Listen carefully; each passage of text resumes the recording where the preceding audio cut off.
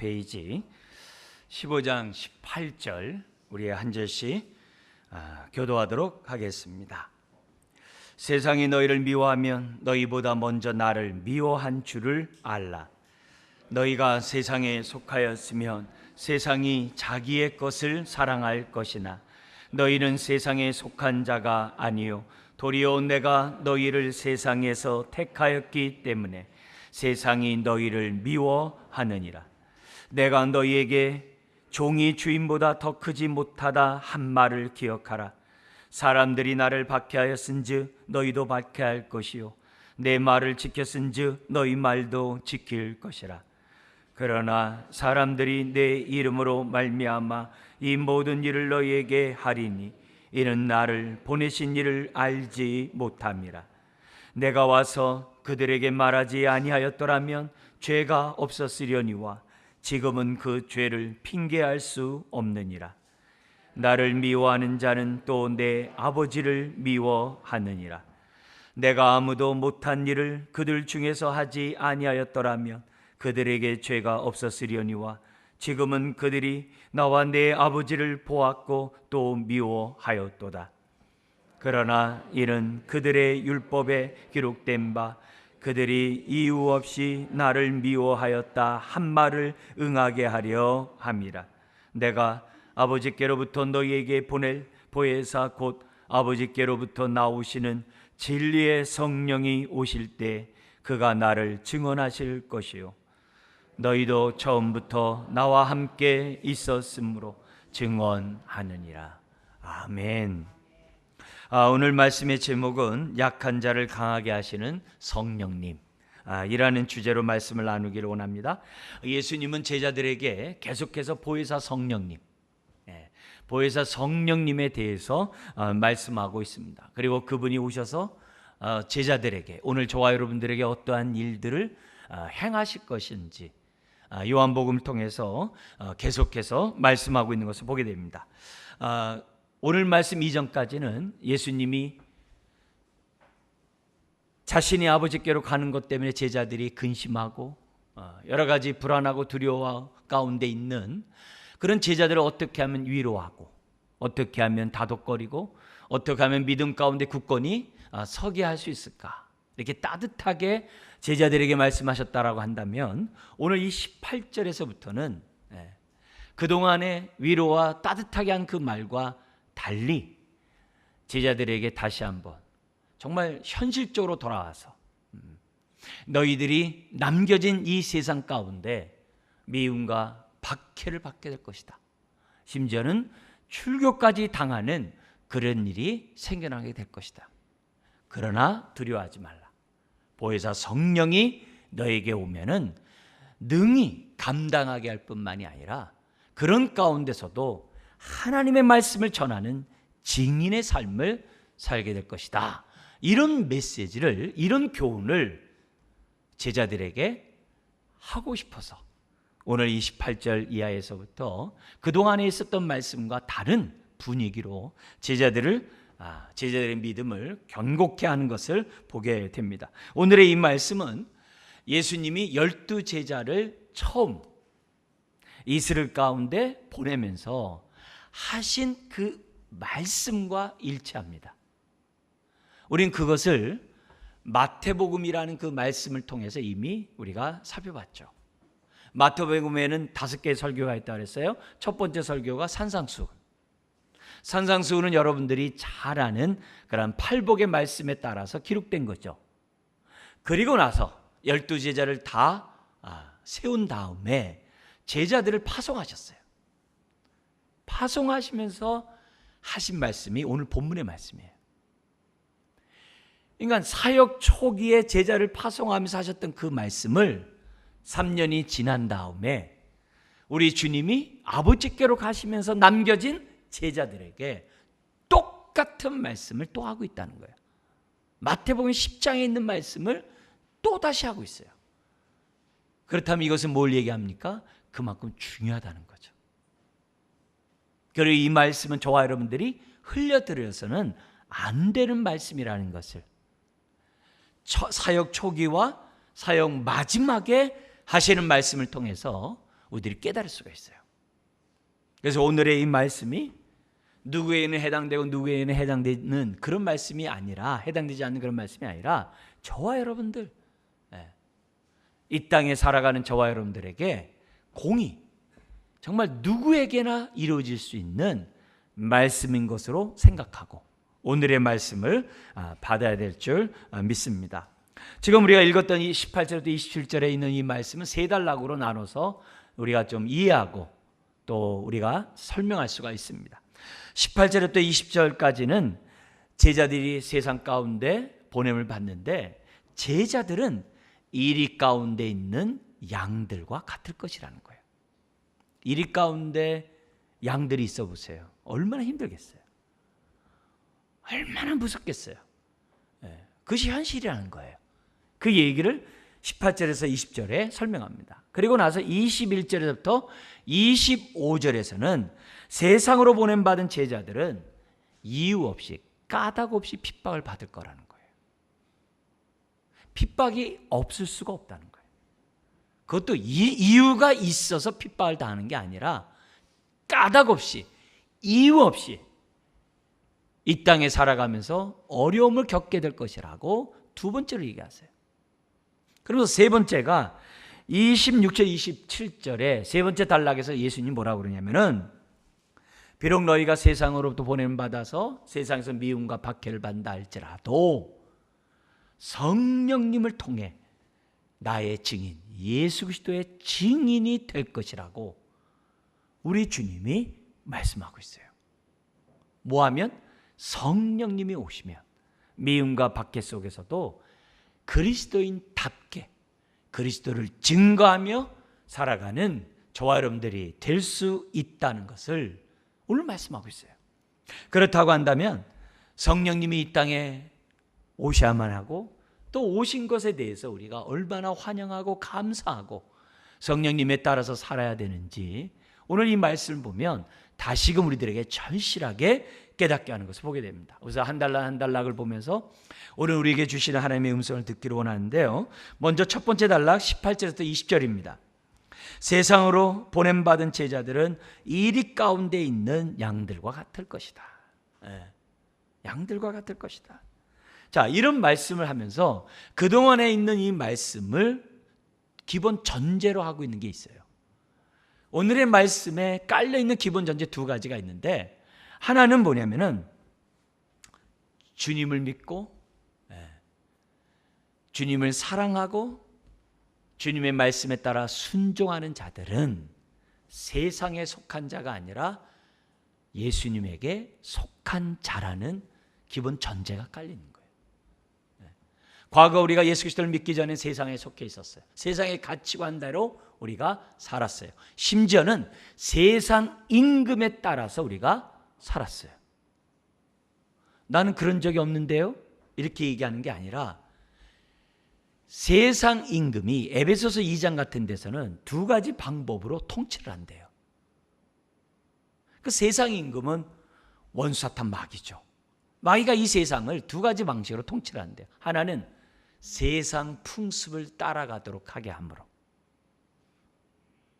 세상의 풍습, 세상의 습관들, 세상의 가치들을 따라가게 함으로, 또 하나는 우리의 마음과 육신이 원하는 대로 살아가게 함으로 통치를 한대요. 안팎으로 두 가지 방식으로 사단이 통치한다는 거죠.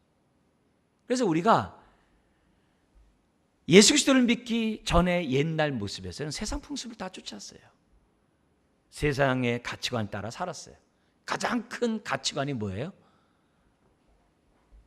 내가 모든 판단의 기준이 나라는 거죠. 내가 재판장 노릇하면서 살아갈 수 있는 존재라는 사실을 생각하면서 살게 한 거예요. 그래서 내가 옳으면 옳고 내가 틀리면 다 틀린 거예요.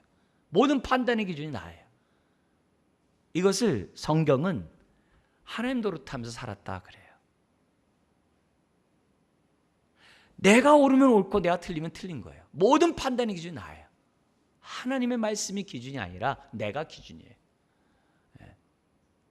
그리고 내가 원하는 대로 하고 싶은 대로 말하고 생각하고 살았던 것, 이 자체가 세상에 속한 증거고 어둠에 속한 증거고 하나님을 떠나 살아가는 인생의 증거였던 것이 성경에 기록되어 있어요.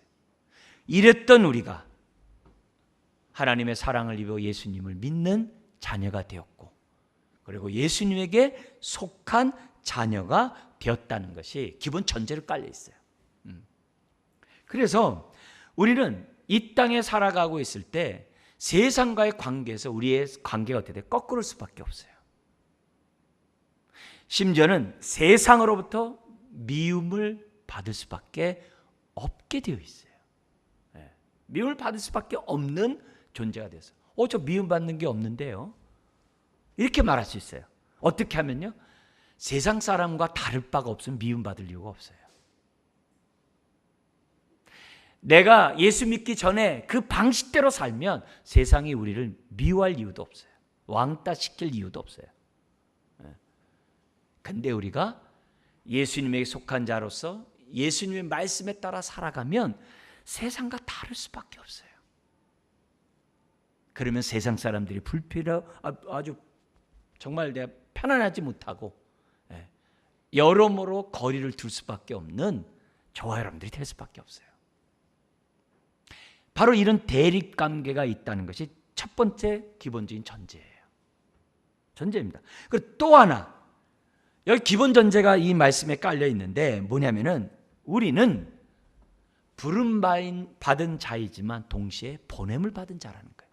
세상으로부터 부름받았지만 우리는 다시 세상으로 보냄받은 자라는 기본 전제가 깔려 있어요. 왜 우리를 구원했느냐? 어둠 가운데 있는 자들을, 저와 여러분들을 통해서 구원하려고.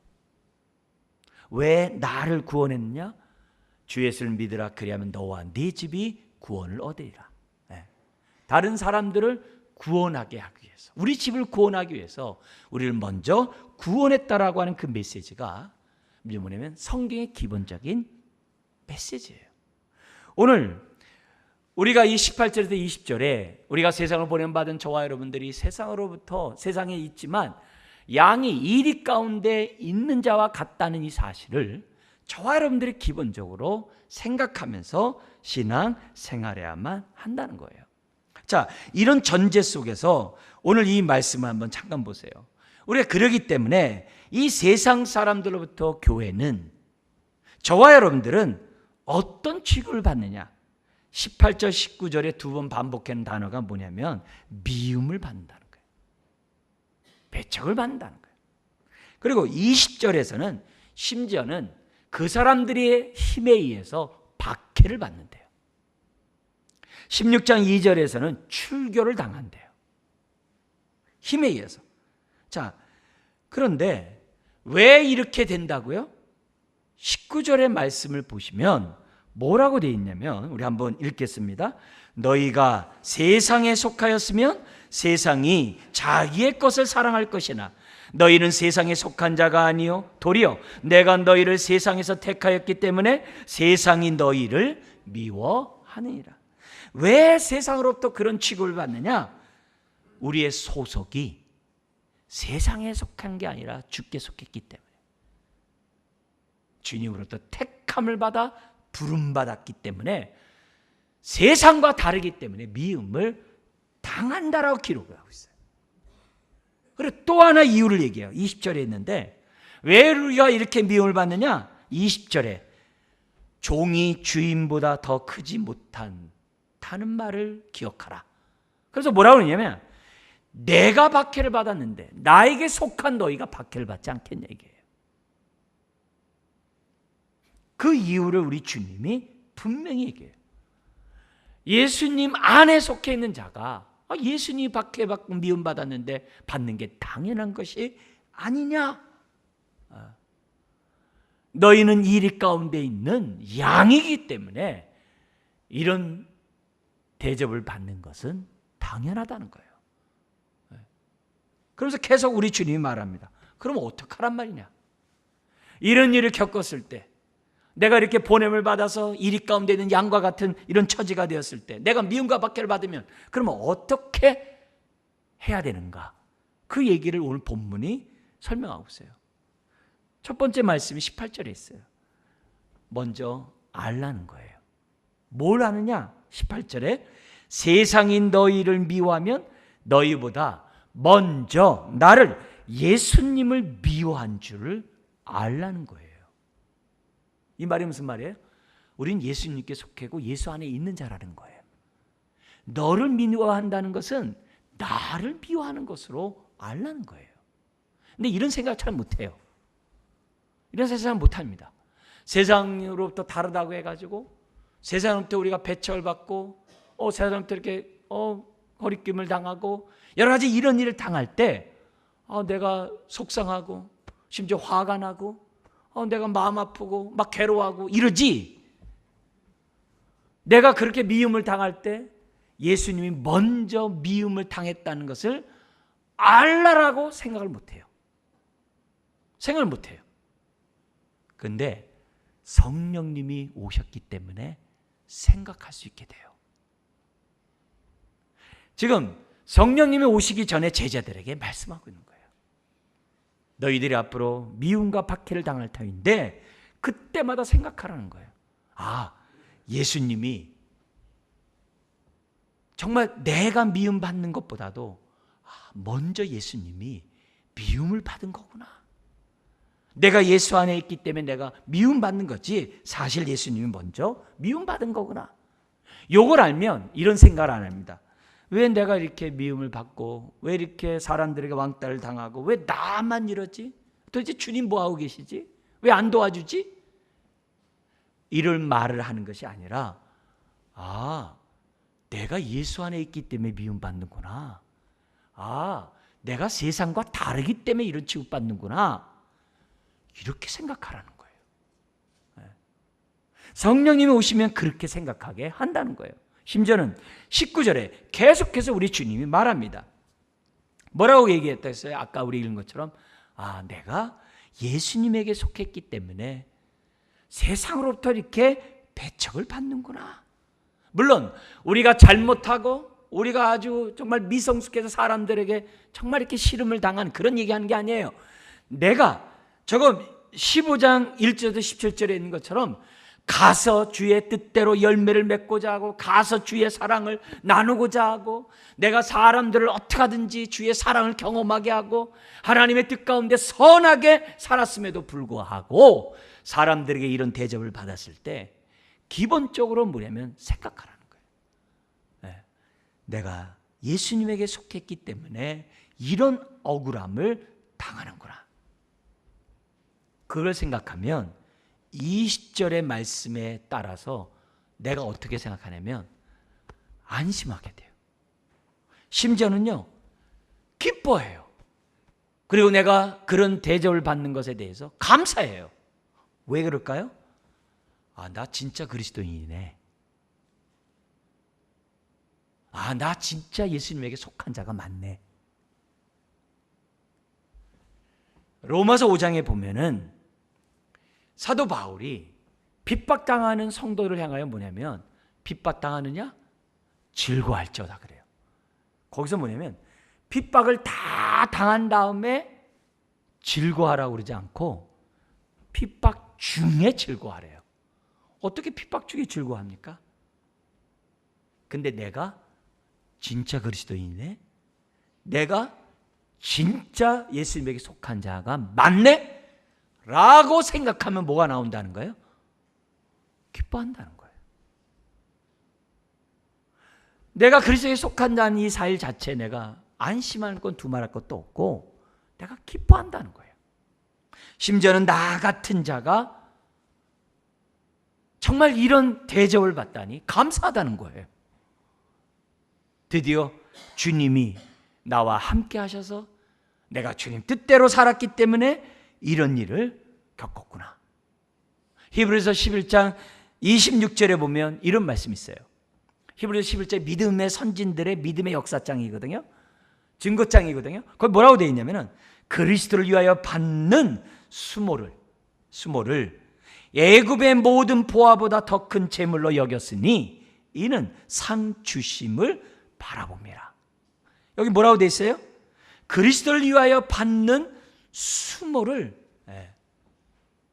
그 능력을 기뻐했다는 거예요. 그리스도를 위하여 받는 능력을 어떻게 기뻐하냐 이게요. 근데 성령님이 오시면 그렇게 된다는 거예요. 그런 반응을 저와 여러분들이 행할 수 있다는 거예요. 그러므로 우리가 이 18절부터 20절에 있는 이 메시지를 보면서 기본적으로 알아야 될 것은 나는 세상 이리 가운데 있는 양이다. 그렇기 때문에 어떻게 돼요? 나를 물고 뜯고 지지고 볶을 것이다. 내가 세상과 달리 예수님에 속한 자로 예수님 말씀에 따라서 우리들이 정말 살고자 하면 할수록 세상 사람들이 불편해하고 세상 사람들이 심지어 미워하고 힘 있는 자들이 우리를 박해할 것이다. 그런 것을 이상하게 여기지 말라는 거예요. 그게 첫 번째 단락, 주님이 우리들에게 하시는 메시지예요. 그래서 자연스럽게 연결되는 것이 두 번째 단락에 21절부터 25절에 보면은 세상으로부터 보냄받은 제자들은 미움과 박해를 받을 때 이유 없이 받는다는 것을 알라는 거예요. 이유 없이. 그게 이제 25절에 있는 말씀인데요. 근데 이유 없이 이렇게 미움과 박해를 받는 그것은 나를 미워함이 아니요 예수님을 미워하기 때문이고, 심지어는 하나님을 미워하기 때문에 너를 미워한대요. 그래서 앞에서는 예수님을 미워한다라고 18절에 얘기했잖아요. 요 21절도 25절 안에서는요, 특히 23절에서는요, 예수님을 미워한 게 아니라 하나님을 미워한 거라고 말씀하고 있어요. 그래서 23절 한번 읽어볼까요? 나를 미워하는 자는 또 내 아버지를 미워하느니라. 그러니까 하나 더 나가는 거예요. 나를 미워한 자는 먼저 예수님 미워한 줄 알라고 그랬어요. 근데 나를 미워하는 자는 예수님을 미워할 뿐만 아니라 아버지까지 미워한 자라는 거예요. 이게 엄청난 죄악이죠. 세상이 그런 죄악을 범하고 있다라고 주님이 말씀해요. 자, 그러면서 이유를 얘기하는데 까닭없이 이게 박해를 받고 미움을 받는다 그랬잖아요. 근데 이들이 이렇게 까닭없이 핍박하는 그 이유를 우리 주님이 하나하나 제자들에게 설명해요. 오늘 우리들이 이것을 알 필요가 있어요. 뭐라고 21절에 얘기하시냐면은 왜 세상이 예수님을 미워하고 하나님을 미워하고 교회를 갖다가 왜 미워하냐? 그건 다른 게 아니라 하나님 아버지를 알지 못하기 때문이라는 거예요. 그게 21절이에요. 한번 읽어볼까요? 그러나 사람들이 내 이름으로 말미암아 이 모든 일을 너희에게 하리니 이는 나를 보내신 이를 뭐 한다고요? 알지 못했기 때문이라 그래요. 근데 여러분, 지금 이 말씀을 누구에게 지금 하고 있어요? 제자들에게. 근데 예수님은 이 말씀을 하시고 곧 어떻게 돼요? 잡히시고 십자가에 못 박혀 죽으세요. 누구에 의해서요? 대제사장과 종교 지도자들과 유대인을 통하여 예수님이 십자가에 못 박히게 됩니다. 그런데 지금 예수님을 십자가에 못 박는 그들은 예수님 미워하는 자들이에요. 근데 그들이 누구라고요? 하나님을 알지 못하는 자들이라는 거예요. 여러분, 이게 얼마나 끔찍한 얘기입니까? 지금 바리새인과 같은 종교 지도자들이 하나님을 알지 못하기 때문에 예수님을 미워한다는 거예요. 죽인다는 거예요. 지금 그 얘기를 하고 있는 거예요. 아니, 어떻게 바리새인과 서인과 같은 종교 지도자들이 하나님을 모를 수 있냐 이게요. 근데 주님이 말해요. 하나님을 모르기 때문에 나를 죽인다는 거예요. 예수님을 믿는 사람들을 핍박한다라고 말씀하고 있는 거예요. 여러분, 하나님을 사랑한다고 하면서 예수님을 사랑하지 않는다? 있을 수 없다는 거예요. 예수님을 믿는다고 하면서 내가 하나님을 내가 믿지 않는다? 그것도 있을 수 없는 일이에요. 근데 유대인들은 하나님을 사랑한다고 하면서 예수님을 미워해요. 나로 말미암지 않고는 아무도 하나님을 알 자가 없다고 했어요. 나로 말미암지 않고는 아무도 아버지께로 오게 할 자가 없다 했어요. 그런데 그들은 예수님을 보고도 하나님을 보지 못해요. 예수님의 말씀을 듣고도 믿지를 않아요. 오히려 죽여요. 왜요? 하나님을 알지 못하기 때문에. 오늘 우리들이 신앙생활하면서 이 말씀을 저와 여러분들이 흘려들어서는 안 돼요. 예수님을 안 만큼 하나님을 알아요. 예수님 믿지 않고 아무도 하나님을 믿을 수가 없어요. 왜냐하면 하나님과 예수님은 하나이시거든요. 그 얘기를 먼저 하세요. 하나님을 알지 못해서 그러는 거야. 네. 그러나서 22절에 뭐라고 그러냐면은 예수님을 알지 못하는 것이 죄인 줄 알지 못하기 때문에 이렇게 핍박한다는 거예요. 그가 죄인 줄 모른다는 거예요. 오히려 사도 바울 같은 경우는 그래요. 예수 믿는 사람들을요 감옥에다 가둬요. 심지어 스데반이 돌 맞아 죽을 때 옆에서 같이 동조했던 자가 사도 바울이 예수 믿기 전에 모습이었어요. 얼마나 하나님에 대한 열심이 컸는지 예수 믿는 사람을 다 잡아다가 감옥에 가두는 것도 마음에 성이 안 차가지고 저기 시리아 다마스커스까지 가가지고 예수 믿는 사람을 잡아오기 위해서 대지장에 그런 문서를 가지고 간 사람이에요. 그게 사도 바울이 예수 믿기 전의 모습이에요. 그러면서 사도 바울은 이렇게 하는 것이 하나님을 살아가고 이렇게 하는 것이 하나님을 섬기는 것을 알았다 그랬어요. 그렇다 그랬어요. 근데 예수님을 만난 다음에 내가 하나님을 모르고 예수님을 핍박했다는 것을 깨닫게 돼요. 그리고 자기를 핍박하고 예수 믿는 사람을 핍박하고 교회를 핍박하는 유대인들을 향하여 지식 없는 열심을 가짐으로 예수 그리스도를 십자가에 못 박았다고 그랬어요. 로마서에서. 여러분, 예수 그리스도를 알지 못하는 것이 죄인지 모르기 때문에 예수 믿는 사람을 핍박한다는 거예요. 여기서 예수님을 알지 못하는 것을 끝나야 되지. 왜 핍박까지 가고 미움까지 가요? 원수 사탄마귀가 있으니까. 오늘 우리 주님이 22절과 24절에 이런 얘기를 하셨어요. 뭐라 하냐면은 22절에는 내가 와서 그들에게 말씀하지 아니하였더라면, 말하지 아니했다면 유대인들이 저들이 죄가 없었으리니와 지금은 그 죄를 핑계할 수 없다 이게. 왜요? 예수님이 전한 말씀을 안 믿으니까 그게 죄라는 거예요. 심지어는 24절에 내가 아무도 못한 일을, 많은 이적과 능력과 기적을 유대인들 중에 하지 아니하였더라면 그들에게 죄가 없었으려니와 지금은 그들이 나와 내 아버지를 보았고 그러나 어떻게 돼요? 또 미워하였도다. 예수님이 그렇게 많은 말씀을 가르치고 그렇게 많은 능력을 행했어도 그들은 듣지 않았어요. 그들은 봐도 믿지 않았어요. 근데 그것이 죄인지 모르고 했다는 거예요. 오히려 하나님을 잘 섬기는 자신으로 착각했다는 거예요. 예수를 죽이는 것도 하나님을 사랑해서 잘 섬기기 때문에 했다라고 착각했다는 거예요. 근데 우리 주님은 아니라는 거죠. 내가 전한 말, 내가 행한 능력을 보고도 듣고도 믿지 않은 그것은 아버지를 보았어도 아버지를 미워하는 그런 행위와 같다라고 주님이 말씀하고 있어요. 여러분, 그래서 죄 중에서 정말 큰 죄가 성령 회방죄예요. 성령 회방죄가 뭐냐면 예수를 믿지 않는 거예요. 예수를 거부하는 게 성령 회방죄예요. 왜냐하면 성령님 오셔서 예수를 전하는 거거든요. 예수를 증거하는 거예요. 근데 그걸 거부하는 거, 그 죄가 가장 큰 죄예요. 여러분, 예수님의 제자들이 어땠어요? 더디 깨달아요. 예수님의 제자가 어때요? 내가 아버지께로 간다니까 막 근심해요. 두려워해요. 그리고 다 뭐예요?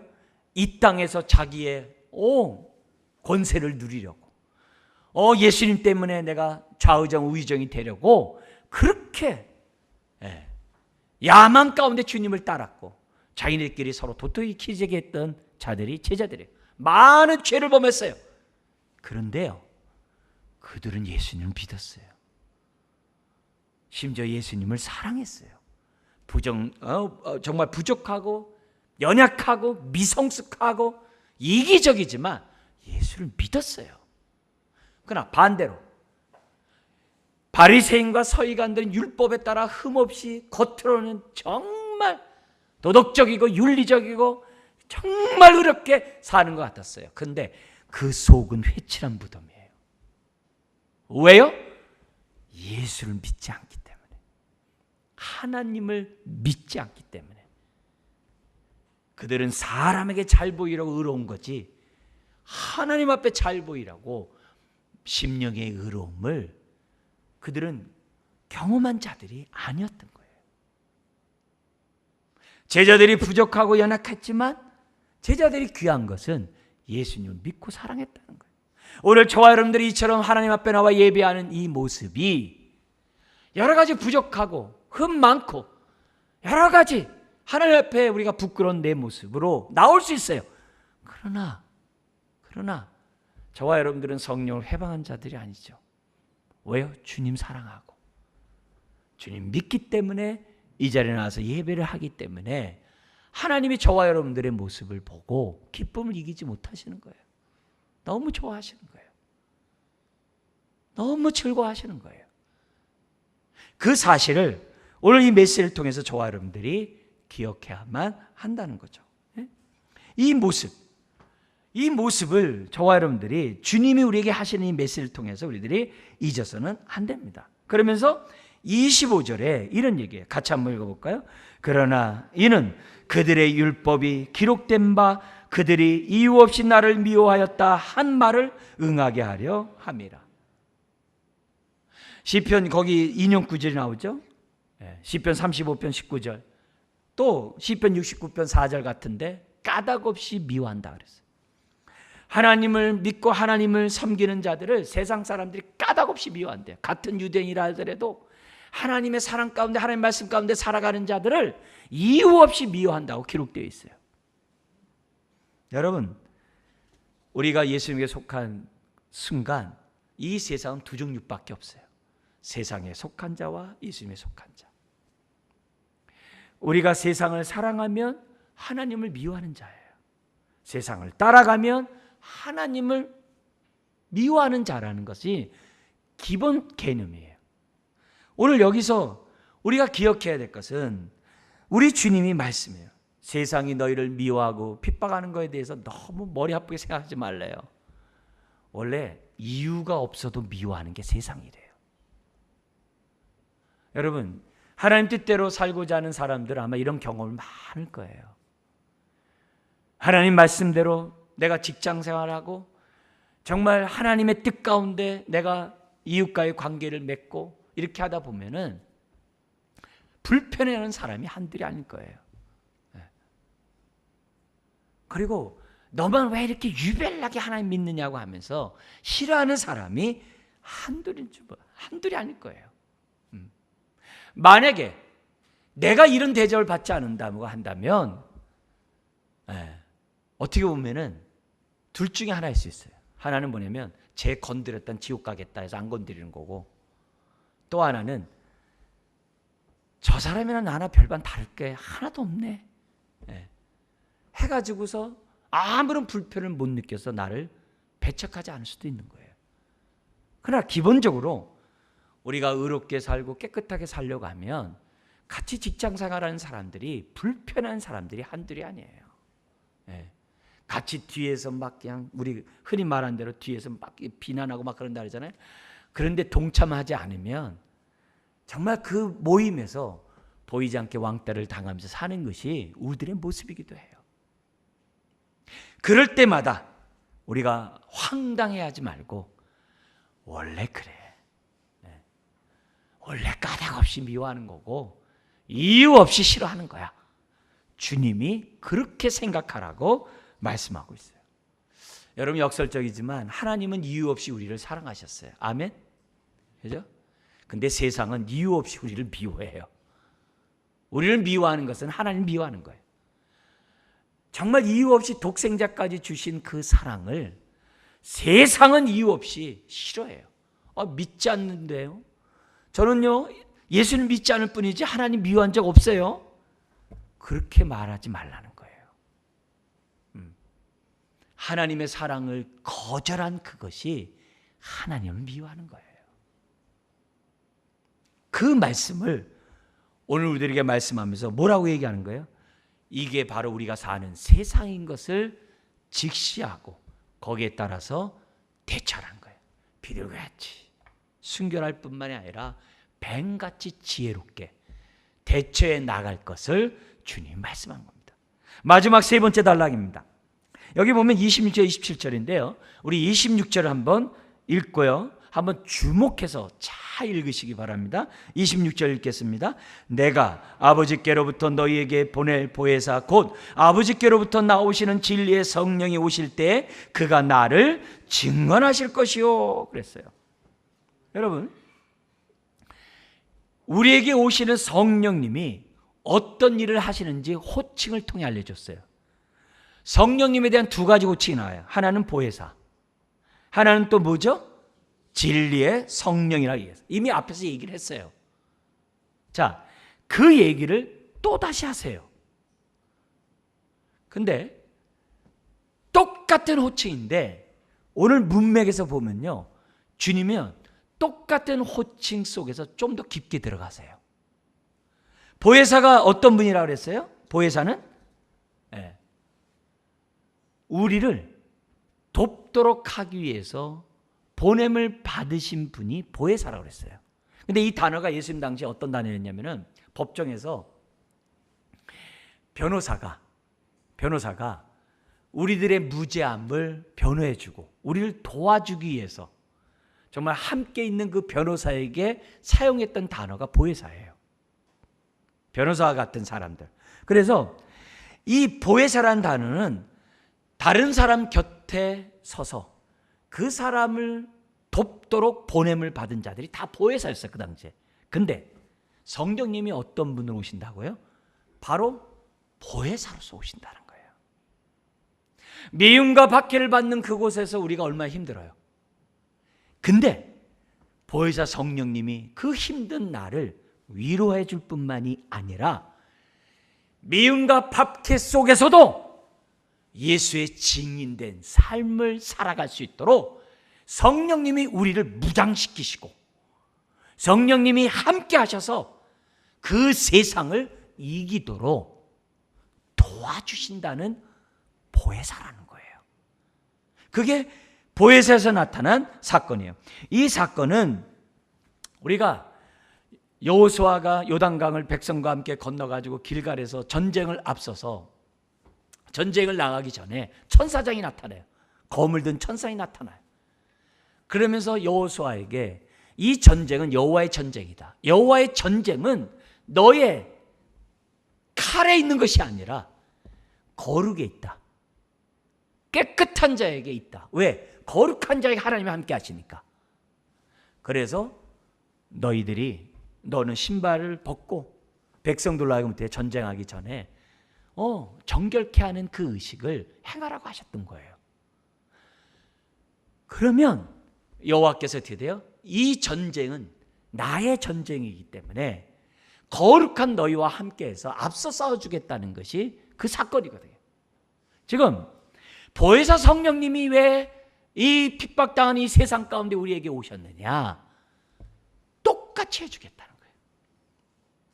연약하고 정말 약하고 여러모로 부족한 너희들이라 하지만은 보혜사 성령이 함께하면 너희가 하나님의 큰 군사가 되어 이 세상을 맞서 싸울 수 있도록 도와주기 위해서 보혜사 성령님이 오셨다라고 말씀하고 있는 거예요.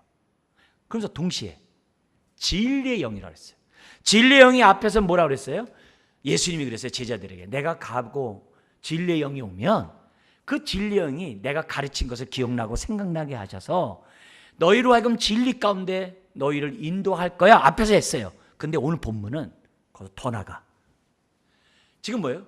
미움과 박해 가운데 있다 할지라도 진리의 성령이 너희와 함께하면 어떻게 하시느냐? 너희를 진리로 무장시켜 주겠대.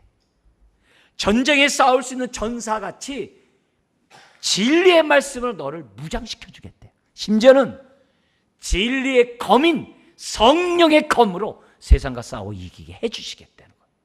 그런 의미의 진리의 성령이에요.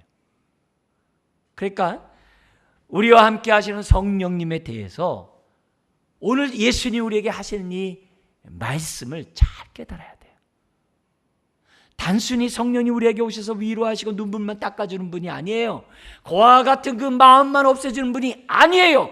전사로 싸울 수 있도록 무장시켜주시는, 진리로 무장시켜주시는 성령님이라. 그래서요, 두려워 떨던 제자들이 나가서 담대히 외쳤던 것이고, 순교를 당하면서도 목배임을 당하고 죽임을 당하고 거꾸로 뜸을 당해서도 진리의 말씀을 선포하는 자가 될 수 있었어요. 왜요?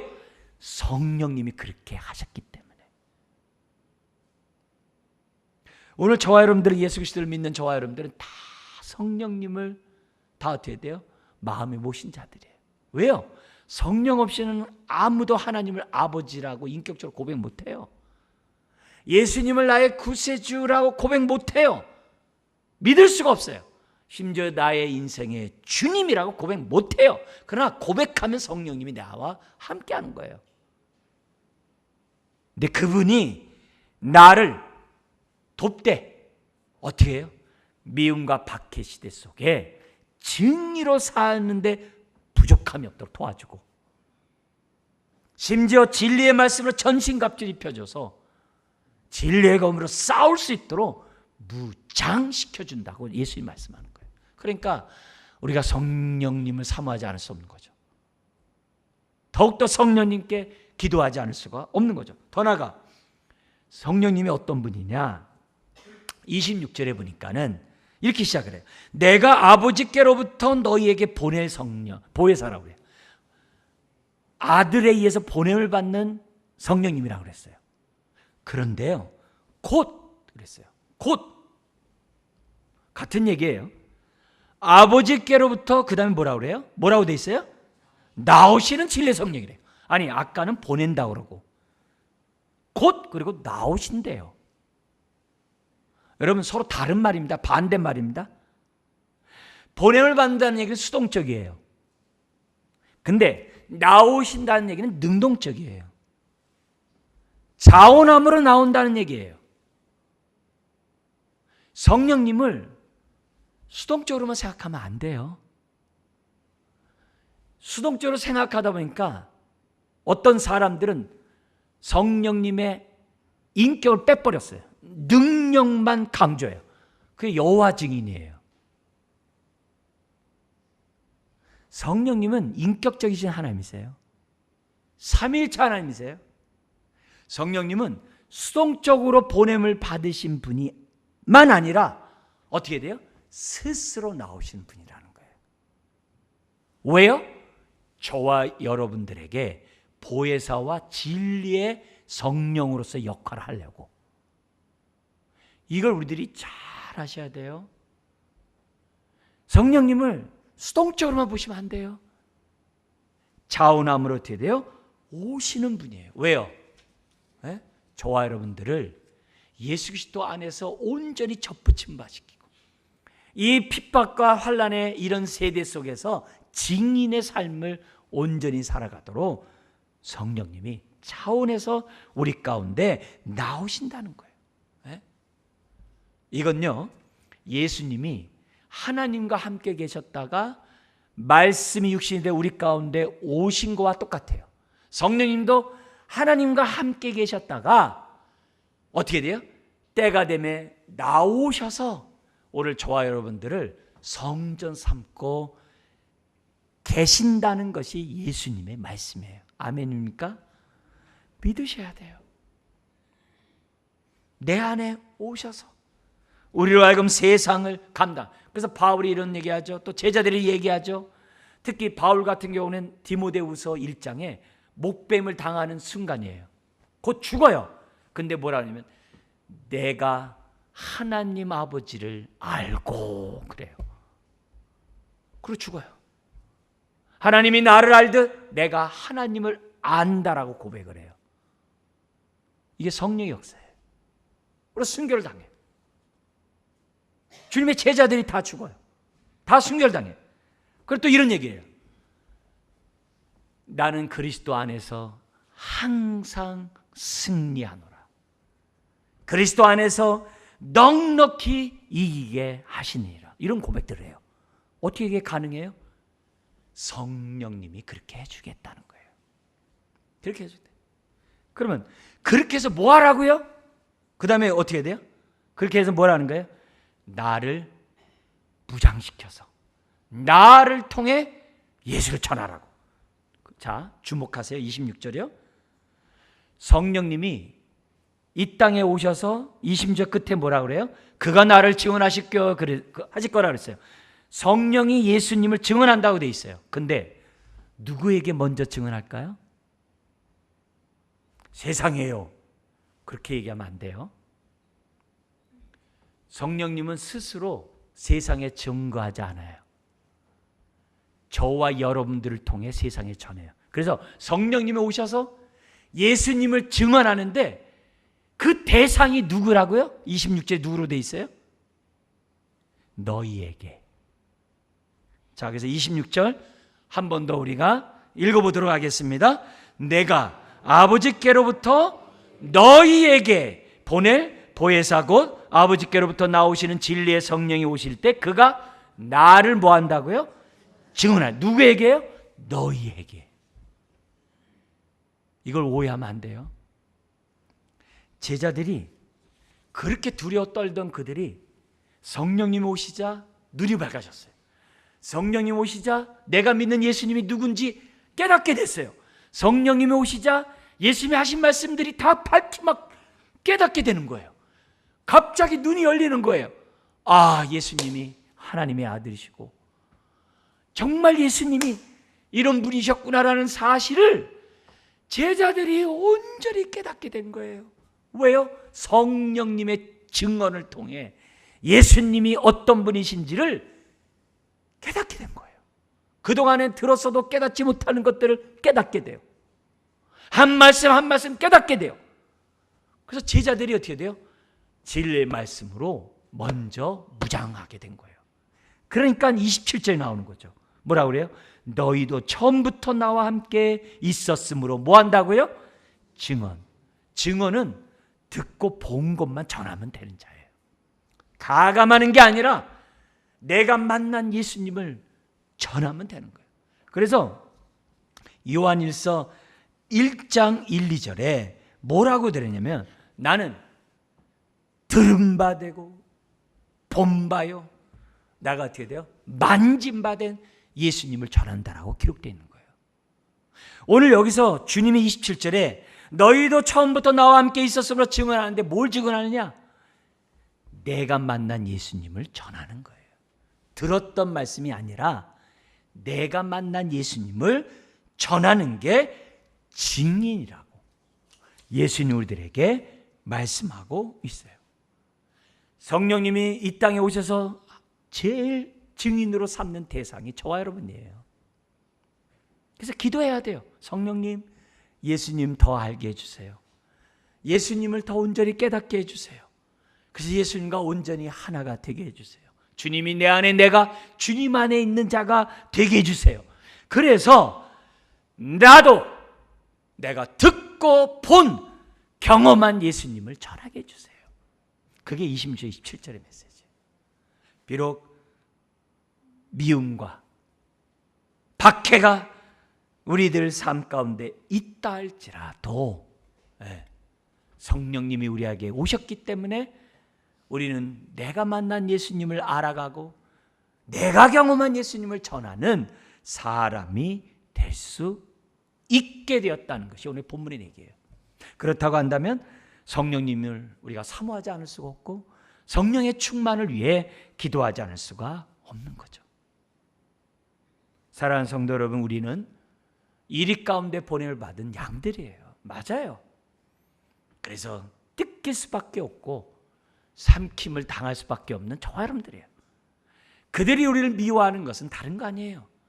우리가 자신들에게 속한 게 아니라 예수님에게 속한 하나님의 자녀이기 때문에 까닭없이 싫어해요.